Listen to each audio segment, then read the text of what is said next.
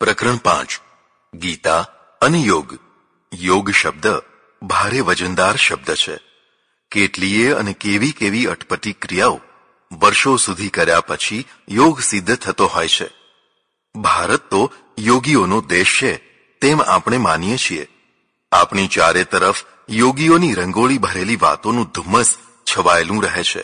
જેમ કે ફલાણા યોગીનું આસન જમીનથી 1 હાથ અદ્ધર થઈ જાય છે, ફલાણા યોગી પાણી ઉપર ચાલે છે, ફલાણા યોગી મરદા સજીવન કરે છે, ફલાણા યોગી અદ્રશ્ય થઈ જવાની તથા એક સાથે અનેક રૂપો ધારણ કરવાની શક્તિ ધરાવે છે, ફલાણા યોગી વાઘ થઈને વિચરે છે, ફલાણા યોગી સેંકડો વર્ષોનું આયુષ્ય ધરાવે છે, ફલાણા યોગી 3 કાળનું જ્ઞાન ધરાવે છે, વગેરે વગેરે અનેક પ્રકારના ચમત્કારોની વાતોથી ભરપૂર કથાઓ અહીં ઘર ઘરમાં ફેલાયેલી છે. ચમત્કાર કરવાની શક્તિ વિના કોઈને યોગી કહેવાય જ નહીં તેવી આપણી મનોદશા થયેલી છે. પ્રજા જ્યારે ચમત્કારાંધ બની જતી હોય ત્યારે તે માનવી સહજ પુરુષાર્થની ઉપેક્ષા કરીને માત્ર કોઈના આશીર્વાદથી રાતોરાત પરિણામ મેળવવા પાંફા મારતી થઈ જતી હોય છે. ભારતની પ્રજાના દુઃખનું એક કારણ તેની ચમત્કાર પ્રિયતા છે. પ્રજાની આ દુર્બળતાનો પૂરેપૂરો લાભ ઉઠાવવા ધંધાદારી યોગીઓ, મહાયોગીઓ, તાંત્રિકો અને જ્યોતિષીઓનો અહીં રાફડો ફાટ્યો છે. કેટલાક શિબિરો ભરી ભરીને દુર્બળ મસ્તિષ્કવાળા સ્ત્રી પુરુષોને ઘેલા કરે છે. આ ઘેલાપણાને ઘણા શક્તિપાત કહે છે. આવા શક્તિપાતથી ઘણાના ઘર ફૂટ્યા છે, ઘણાનો ધંધો નોકરી તથા સ્વજનો છૂટ્યા છે. કારણ કે મસ્તિષ્કમાં એક પ્રકારની બીમારી દાખલ થઈ જાય છે. માણસ વધુ ને વધુ સ્વકેન્દ્રિત તથા નમાલો થઈ જાય છે. હું વિચાર કરું છું, જે દેશમાં આટલા શક્તિપાત કરનારા યોગીઓ હોય તે દેશ આટલો દીનહીન અને કંગાળ કેમ રહે છે? પાણી વિના અને અન્ન વસ્ત્ર વિના કેમ તરફડે છે? યોગ તથા શક્તિપાતમાં નહીં માનનારી મુઠ્ઠીભર પ્રજાનો માર કેમ ખાય છે? આટલો બીકણ, કાયર અને વ્યાપાર ધંધામાં લુચ્ચાઈવાળો કેમ થયો છે? જર્મની, જાપાન, ઇંગ્લેન્ડ, અમેરિકા કે ઇઝરાયલ વગેરે દેશોમાં આવા યોગીઓ ન હોવા છતાં તે બધા આપણા કરતા વધુ સમૃદ્ધ, શક્તિશાળી, પ્રામાણિક અને બાહોશ કેમ થાય છે? મોહમ્મદ ગઝની અને રુદ્રમાળ તોડનાર ઉગલખાં, ઔરંગઝેબ કે બીજા અન્ય આક્રાંતાઓ સામે હિમાલયથી કન્યાકુમારી કોઈ એક પણ યોગી સામો કેમ ન આવ્યો? તેની શક્તિનો ઉપયોગ આ આક્રાંતાઓ ઉપર કેમ ન થયો?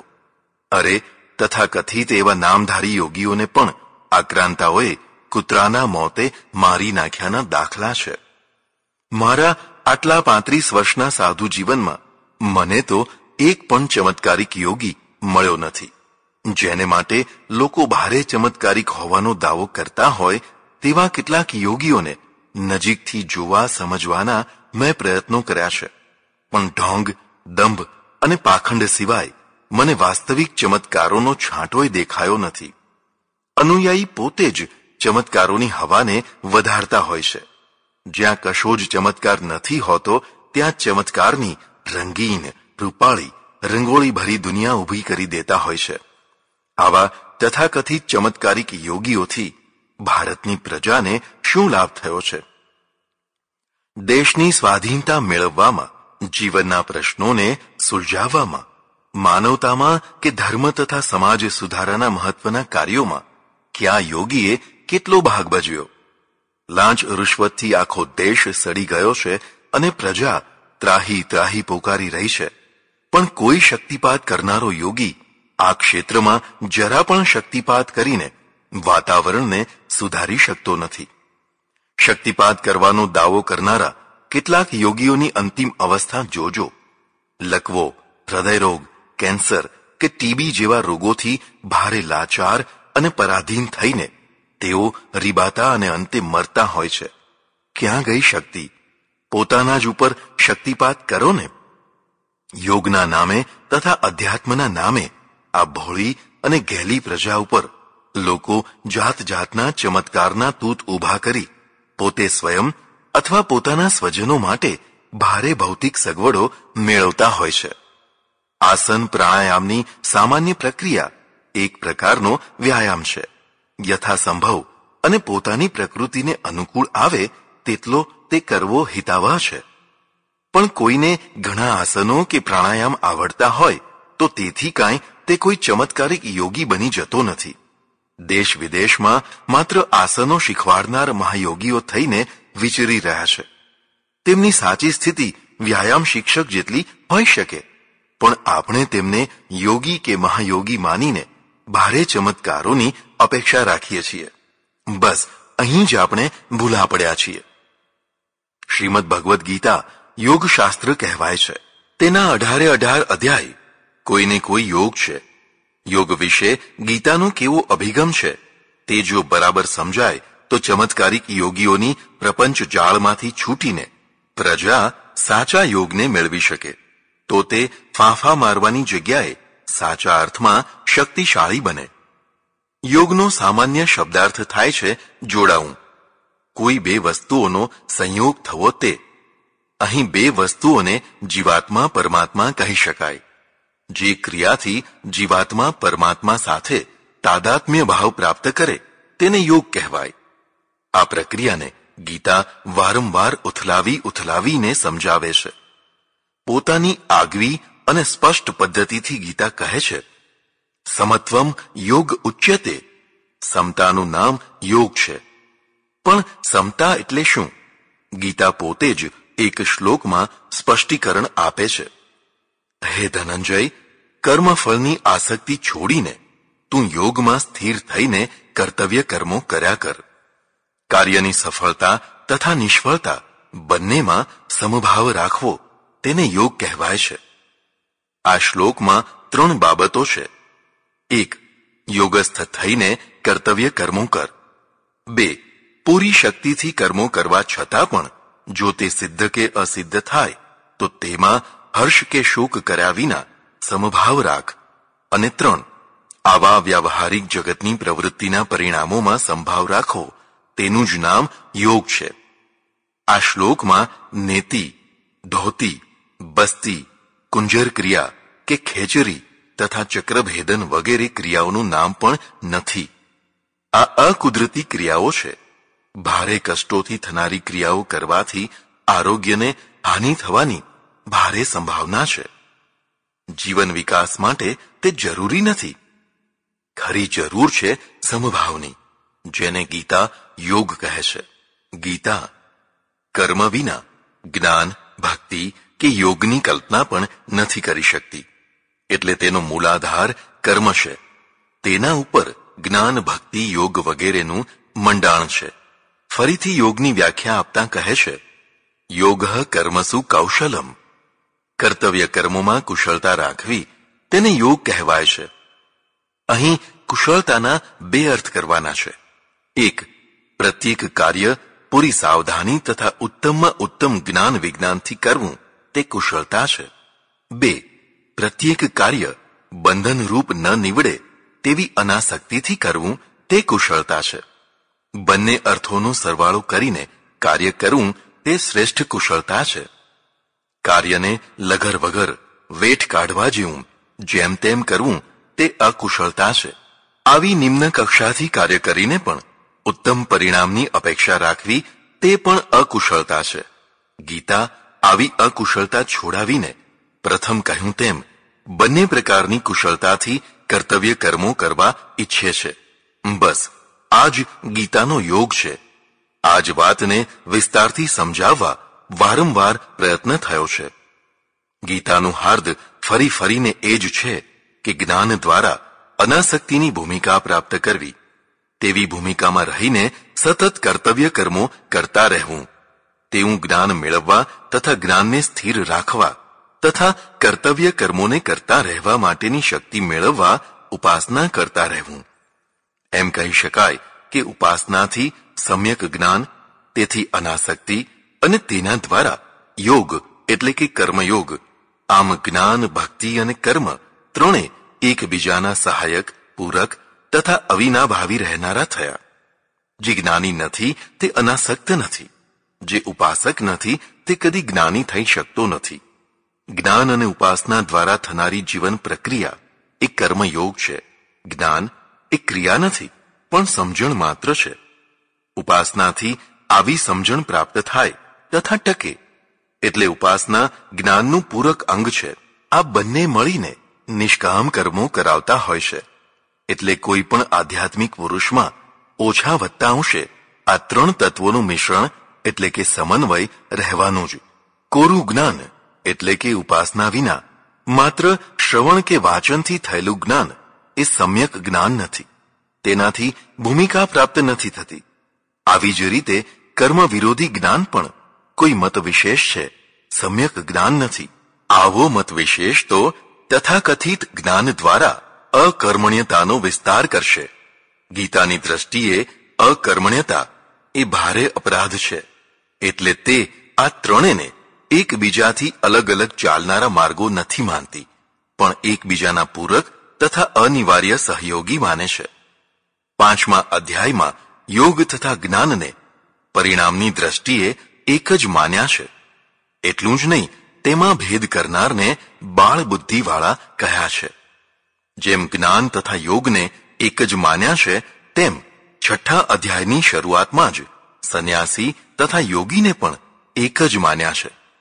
5મા અધ્યાયની સમાપ્તિ સુધી ગીતાએ જેને સંન્યાસી માન્યો છે તે જ 6ઠા અધ્યાયની શરૂઆતથી યોગી રૂપમાં પ્રચલિત થાય છે. સ સંન્યાસી ચ યોગી ચ, એ જ સંન્યાસી અને એ જ યોગી છે. આ સંન્યાસી યોગી જ અંતે 18મા અધ્યાયમાં ત્યાગી થઈ જાય છે. એટલે ગીતાએ પોતે જ સંન્યાસનો વિકાસ યોગ એટલે કે નિષ્કામ કર્મયોગ અને યોગનો વિકાસ ત્યાગ એટલે કે અનાસક્તિ બતાવ્યો છે. ગીતાનો કર્મયોગ એટલે કે યોગ એક તરફ બાહ્ય ક્રિયાઓને શુદ્ધ કરીને ઊંચી ભાવના સાથે કર્તવ્ય કર્મો કરાવે છે, તો બીજી તરફ આંતર વિકાસની સાધના પણ કરાવે છે. આંતર વિકાસ એટલે કે આત્મા, મન, બુદ્ધિ વગેરેની ઉચ્ચ ભૂમિકા એટલે કે શુદ્ધિ. જો તે ન હોય તો બાહ્ય કર્મો શુદ્ધ ન રહી શકે. જે કર્મમાં શુદ્ધિ ન હોય તે કર્મયોગ ન થઈ શકે. એટલે ગીતા આંતર શુદ્ધિ માટે પણ પૂરો ભાર આપે છે. 6ઠ્ઠા અધ્યાયમાં વિસ્તારથી તથા ઘણી ઉપયોગી એવી સંયમની વાતો કરાય છે. આપણે જરા દ્રષ્ટિ ફેરવીને જોઈએ. આ અધ્યાયનું નામ જ આત્મસંયમ યોગ છે. તેમાં આત્મ શબ્દ આત્માના અર્થમાં નહીં, પણ મન, ઇન્દ્રિયો વગેરેના અર્થમાં છે. લોકમાં સંયમી શબ્દ ભારે વિકૃત થઈ ગયો છે. કેટલાક લોકો તેને બ્રહ્મચર્યના અર્થમાં તો કેટલાક તેને કઠોર તપવાળા જીવનના અર્થમાં માને છે. ગીતા વ્યવહાર તથા વાસ્તવિકતાના પાટા ઉપર ચાલે છે. એટલે તેનો અર્થ મધ્યમ માર્ગી અને પાળી શકાય તેવો છે. સર્વપ્રથમ તે યોગી માટેનો આંતરગુણ બતાવે છે. નાહ્ય સંન્યસ્ત સંકલ્પો યોગી ભવતિ કશ્ચન. જેણે સ્વસુખલક્ષી કામનાઓ છોડી ના હોય તે યોગી ના થઈ શકે. સર્વ કામનાઓથી મુક્ત થયેલો પુરુષ યોગારૂઢ કહેવાય. માણસની અધોગતિનું મૂળ કારણ સ્વસુખલક્ષી કામનાઓ છે અને ઉર્ધ્વગતિનું કારણ આવી કામનાઓનું અલ્પીકરણ અથવા સમાપ્તિકરણ છે. ગીતા આ ભૂમિકા સુધી પહોંચાડવા માંગે છે. વ્યક્તિ જ્યારે પોતાના સુખો માટેની કામનાઓથી મુક્ત થાય છે ત્યારે જો તેનામાં યોગ્ય પ્રમાણમાં જ્ઞાન, વૈરાગ્ય અને વિવેકના ગુણો વિકસ્યા હોય તો તે મહાન કાર્યો કરનાર આધ્યાત્મિક પુરુષ બને છે. ગીતાનું અધ્યાત્મ સર્વલક્ષી સુખો માટે જજુમનાર નિસ્પૃહ પુરુષનું છે. ભગવાન બુદ્ધની માફક તે પણ કહે છે કે પોતાના સ્વત્વનો ઉદ્ધાર વ્યક્તિએ પોતે જ કરવાનો છે, કારણ કે વ્યક્તિ પોતે જ પોતાનો મિત્ર તથા શત્રુ છે. જેણે પોતાના સ્વભાવને જીત્યો છે, અર્થાત જે પોતાના સ્વભાવના દોષોને દૂર કરી શક્યો છે તે તથા જે પ્રકૃતિના આવેગોને જીતી શક્યો છે તે પોતાનો મિત્ર છે. આવું ન કરી શકનાર પોતે જ પોતાનો શત્રુ છે. માણસ માત્રને સ્વભાવ દોષો તથા પ્રકૃતિના કામ ક્રોધાદિ વેગો હેરાન કરતા હોય છે. સ્વભાવના કેટલાક દોષો સતત સ્વનિરીક્ષણ, પશ્ચાતાપ, સત્સંગ અને ઉપાસનાથી દૂર કરી શકાય છે, પણ કુદરતના વેગોને કદી પણ નિર્મૂળ કરી શકાતા નથી. તેને ત્યાગી દેવાથી ત્યજાતા નથી. પણ તેનો સાચો ઉપાય તેનું પ્રકૃતિ માર્ગે આયોજન છે. પશુ પક્ષીઓની જીવનચર્યાનું સૂક્ષ્મ નિરીક્ષણ કરશો તો ખ્યાલ આવશે કે તે માણસ જેટલા વ્યગ્ર, વ્યાકુળ કે અશાંત નથી રહેતા. કામ વાસનાના સમય દરમિયાન તે ભારે અશાંત થઈ જાય છે, પણ જો તે તેમના યથા સમયે યથોચિત રીતે પ્રાપ્ત થઈ જાય તો બસ શાંતિ જ શાંતિ. માણસ પહેલા તો સંયમનું ગંભીર રૂપ બનાવી કામ વાસનાનો સદંતર ત્યાગ કરવા વ્રત લે છે. પછી 1000 ફણાવાળી વાસના તેને જંપીને બેસવા નથી દેતી. વાસનાથી ત્રાસેલો સાધક કોઈ ગુફામાં કે એકાંત રૂમમાં જ્યાં કોઈ વિજાતીય પાત્ર ન હોય ત્યાં પોતાને આબદ્ધ કરે છે. અહીંથી જ તેની દુર્દશા શરૂ થાય છે. ગુફા તેને માટે અશાંતિનું કારણ બને છે. લોકો સમજે છે કે યોગીરાજ બ્રહ્મચિંતનમાં તન્મય થયા છે, પણ બ્રહ્મ જાણે છે કે તે વિષય ચિંતનમાં ગળા ડૂબ્યો છે. વિષયોનું અતિશય સેવન કરનાર જેમ પોતાના તનમનને કંગાળ બનાવી દે છે, તેમ અપ્રાપ્ત વિષયોનું અતૃપ્તિથી સતત ચિંતન એ તેનું પાપ નથી, તેની ભૂલ છે. જીવનને ખોટી રીતે સમજવાનું આ પરિણામ છે. એટલે પત્તે રમનાર, વોલીબોલ રમનાર કે સંગીત ગાનાર કે સાંભળનાર જે સ્વસ્થતા, પ્રસન્નતા અને સ્ફૂર્તિ ધરાવે છે તે પેલો ગુફાવાસી નથી ધરાવી શકતો. તે હજારોનું પૂજ્ય તો થઈ શકે છે, કારણ કે જીવનની ભૂલો આદર્શ થઈને પૂજાય છે, પણ તે સ્વયં સાચો જીવન ભોગી નથી થઈ શકતો. એક સંસારી માણસ સ્ત્રી, પુત્ર, પરિવાર તથા આજીવિકા વગેરેના પ્રશ્નોમાં જેટલો ત્રાસ ભોગવે છે તેટલો જ ત્રાસ પેલો આંતરવાસનાની જ્વાળાનો ભોગવે છે. બંને ત્રસ્ત છે, બંનેના કારણો અલગ અલગ છે. સંસારથી ત્રાસેલ માણસ સંસાર છોડવા પ્રેરાય છે. સંસાર છોડીને તે પેલા ત્રાસથી તો મુક્ત થયાની શાંતિ પણ અનુભવે છે, પરંતુ તે સ્થિર નથી રહેતી. ત્રાસની પરિસ્થિતિ સતત હાજર હોય તો જ શાંતિની અનુભૂતિ થાય. ત્રાસ દૂર થતાં જ મળેલી શાંતિ નવા અશાંતિના કારણો દ્વારા માંદી પડી જતી હોય છે. બીજી તરફ વાસનાની પ્રચંડ અશાંતિ ભોગવનાર પોતાની પૂજ્યતાના હિત માટે ઉપરથી શાંતિનો ડોળ કરીને પરમ શાંત રૂપનું પ્રદર્શન કરતો રહે છે. કુપરિવારના ત્રાસથી ત્રસ્ત થયેલા માણસ કરતા આ ખરેખર અશાંત પણ શાંતિના ચીર પહેરનાર માણસ પોતાના તથા અનેકોના જીવનને ભારે હાનિ પહોંચાડતો હોય છે, કારણ કે તેણે જીવનના એકડામાં જ ભૂલ કરી છે. હવે તે ભૂલ સુધારી શકતો નથી. એટલું જ નહીં, એ જ એકડો સતત સૌને ગૂંટાવ્યા કરે છે. ગીતા આ બાબતમાં અત્યંત સ્પષ્ટ છે. તે કહે છે કે 5 વિષયોનું અત્યંત સેવન કરનારને યોગ પ્રાપ્ત નથી થતો, તેમ અત્યંત સેવન ન કરનારને પણ યોગ મળતો નથી. અત્યંત જાગનાર તથા અત્યંત ઊંઘનારને પણ યોગ મળતો નથી. ત્યારે આ યોગ કોને મળે છે? જે યથાયોગ્ય આહાર કરે છે તથા યથાયોગ્ય વિહાર એટલે કે કામ સેવન કરે છે, જે યથાયોગ્ય પ્રવૃત્તિઓ કરે છે તથા યથાયોગ્ય નિંદ્રા તથા જાગરણ કરે છે, તેને આ યોગ સિદ્ધ થાય છે. અહીં વારંવાર યુક્ત શબ્દ યથાયોગ્ય અર્થમાં વપરાયો છે. અમૃત પણ જો યથાયોગ્ય પ્રમાણમાં ન હોય તો ઝેર છે, અને ઝેર પણ જો યથાયોગ્ય રીતે ઉપયોગમાં લેવાય તો અમૃત છે. ગીતા માનવીય પ્રશ્નોની બાબતમાં નકારાત્મક વલણ ધરાવતો ગ્રંથ નથી, એટલે જ તેની વધુમાં વધુ ઉપયોગિતા છે. આટલી સ્પષ્ટતા કર્યા પછી ગીતા આંતર વિકાસ માટેની સાધના બતાવે છે. જ્યાં અસ્વચ્છતા, મચ્છર, માખી, ચાંચડ, માંકડ વગેરે જંતુઓનો ઉપદ્રવ ન હોય તથા જ્યાં અપરાધો ન થતા હોય તેવા પવિત્ર સ્થાનમાં સાધકે પોતાના માટે બહુ ઊંચું નહીં કે બહુ નીચું નહીં તેવું આસન બનાવવું.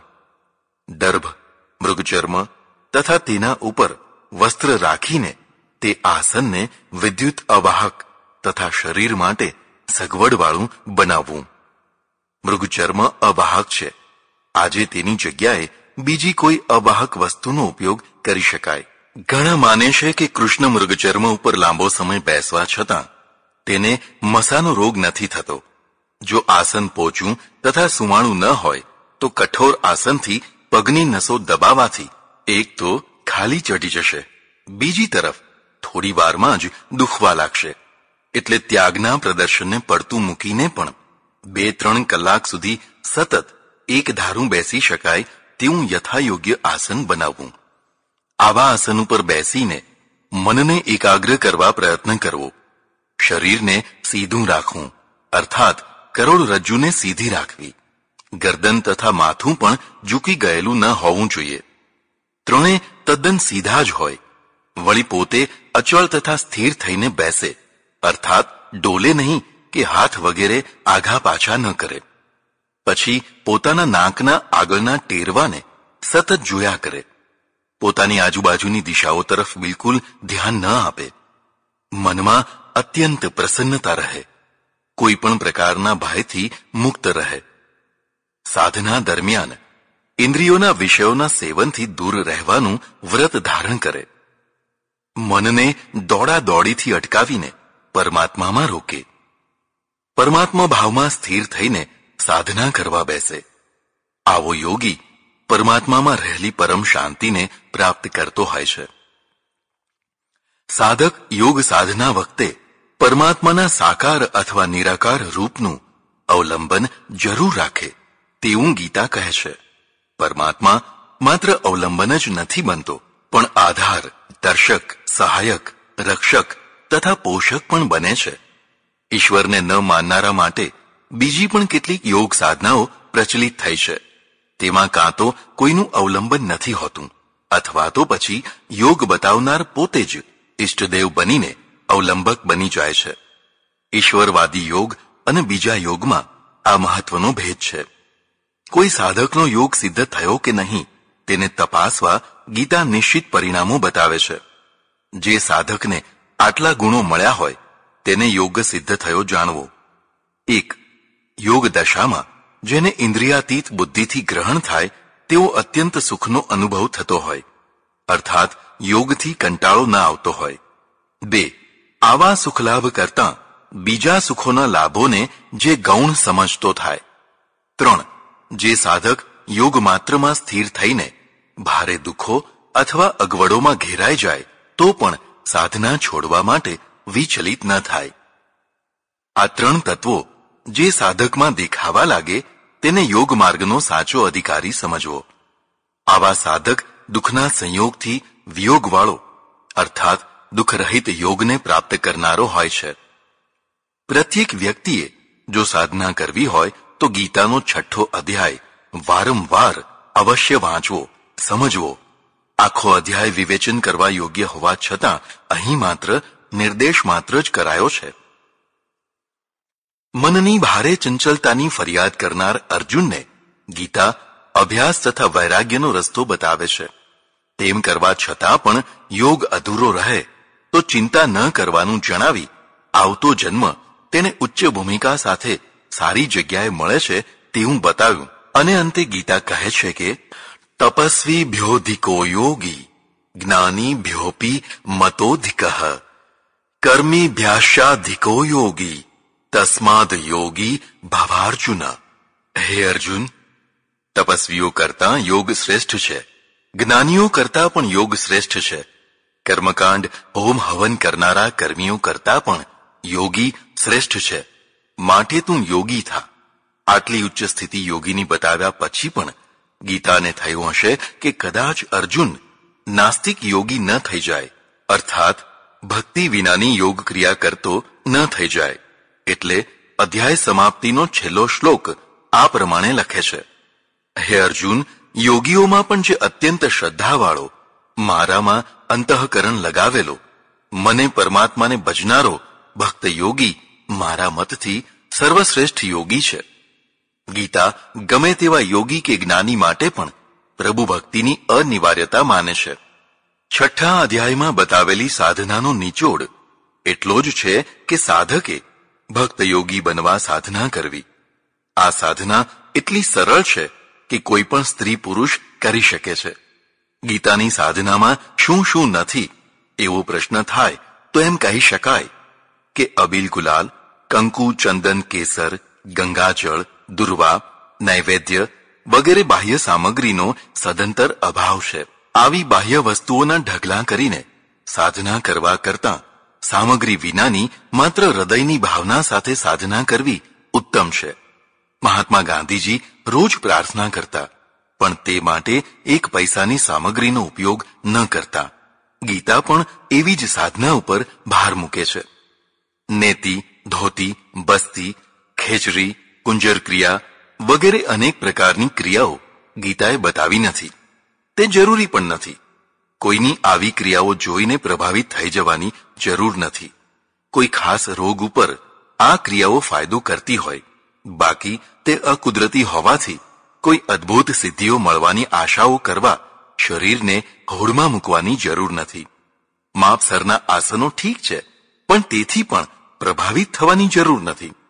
સર્કસની છોકરીઓની કસરત જોઈને કદર કરવી હોય તો કરજો. ગીતાના યોગમાં ષટચક્ર વગેરેની વાતો નથી. પાતંજલ યોગ સૂત્રમાં પણ આ ચક્રોની વાતો નથી.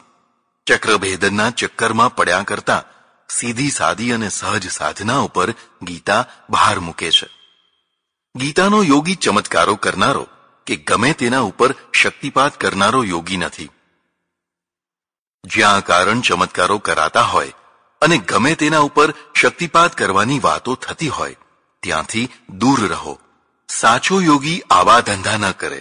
નક્કી સમજો, શિષ્યો બનાવવા, પૈસા કમાવા કે પોતાનો જય જયકાર કરાવવા માટે આચરવામાં આવેલી આ લોકો સાથેની માયાજાળ છે. એમાં ફસાયા હો તો નીકળી જાઓ. બીજાને ફસાતા અટકાવો. યોગ અને યોગીના નામે ભારે મિથ્યાચાર ચાલી રહ્યો છે. શક્તિપાતનો ધંધો કરનારાઓને મેં શક્તિહીન થઈને રીબાઈને મરતા જોયા છે. આટલું સમજ્યા પછી ગીતા યોગ વિશે આગળ જણાવે છે. હે પાર્થ, મારામાં મનને આસક્ત કરીને, મારો આશ્રિત થઈને, યોગ સાધના કરતાં કરતાં સંશય વિનાનો થઈને તું મને સમગ્રપણે જાણી શકીશ. અર્થાત મારી અનુભૂતિ, સાક્ષાત્કાર તું કરી શકીશ. આવો યોગી પ્રયાણ કાળે એટલે કે મરતી વખતે દ્રઢ મનોબળવાળો, ભક્તિથી સંપન્ન અને યોગ બળથી પરિપૂર્ણ થઈને બંને ભ્રુકુટીના મધ્યમાં પ્રાણને સ્થાપિત કરી શકતો હોય છે. તેથી તે સમયે તેને પરમાત્માના દર્શન અને પ્રાપ્તિ થાય છે. અર્જુન, જે નિત્યયુક્ત યોગી છે, અર્થાત મારામાં ચિત્ત રાખનાર અને મારું સ્મરણ કરનાર છે, તેવા યોગીને મારી પ્રાપ્તિ સુલભ થઈ શકે છે. ગીતા 18મા અધ્યાયના ઉપસંહારમાં શ્રી કૃષ્ણ માટે 2 વાર યોગેશ્વર શબ્દનો હેતુલક્ષી પ્રયોગ કરે છે. યોગમ યોગેશ્વરાત કૃષ્ણાત સાક્ષાત કથયતઃ સ્વયં. સંજય કહે છે, મેં આ અત્યંત ગુહ્ય યોગ યોગેશ્વર એવા શ્રી કૃષ્ણના મુખેથી સાંભળ્યો છે. અહીં શ્રી કૃષ્ણને યોગીશ્વર નહીં પણ યોગેશ્વર કહ્યા છે. યોગીઓ અનેક હોઈ શકે છે. સૌની કક્ષા પણ હોઈ શકે. આવા યોગીઓના સ્વામી થવા કરતાં બધા પ્રકારના જે યોગો તેના સ્વામી થવું ભારે શ્રેષ્ઠ સ્થાન કહેવાય એમ બતાવવા શ્રી કૃષ્ણને યોગેશ્વર કહેવાય છે. આ જ શબ્દને ફરી પાછો પરિણામ સિદ્ધિ માટે આ રીતે બતાવ્યો છે. યત્ર યોગેશ્વરઃ કૃષ્ણો યત્ર પાર્થો ધનુર્ધરઃ તત્ર શ્રી વીર્જયો ભૂતિર્ધ્રુવા નીતિર્મતિર્મમ. જ્યાં શ્રી કૃષ્ણ પોતાના યોગેશ્વર સ્વરૂપમાં હોય અને જ્યાં અર્જુન ધનુર્ધારી થઈને સજ્જ ઊભો હોય ત્યાં શ્રી, વિજય, ઐશ્વર્ય, નિશ્ચિંતતા આપોઆપ આવતી હોય છે એવો મારો એટલે કે સંજયનો દ્રઢ મત છે. પાર્થ એ જીવાત્મા છે. ધનુર્ધારીપણું એટલે કર્મઠતા એટલે કે કર્તવ્ય પ્રત્યે ભારે ઉત્સાહ છે અને યોગેશ્વર કૃષ્ણ એટલે સમ્યક જ્ઞાન દ્રષ્ટિયુક્ત બધા યોગોના સ્વામી પરમાત્મા. આ બંને જ્યાં હોય ત્યાં વિજય, ઐશ્વર્ય વગેરે અવશ્ય હોય જ. આ રીતે ગીતાનો યોગ એ અનાસક્તિથી ઉત્સાહપૂર્વક કર્તવ્ય કર્મોને કરતા રહેવાનો યોગ છે.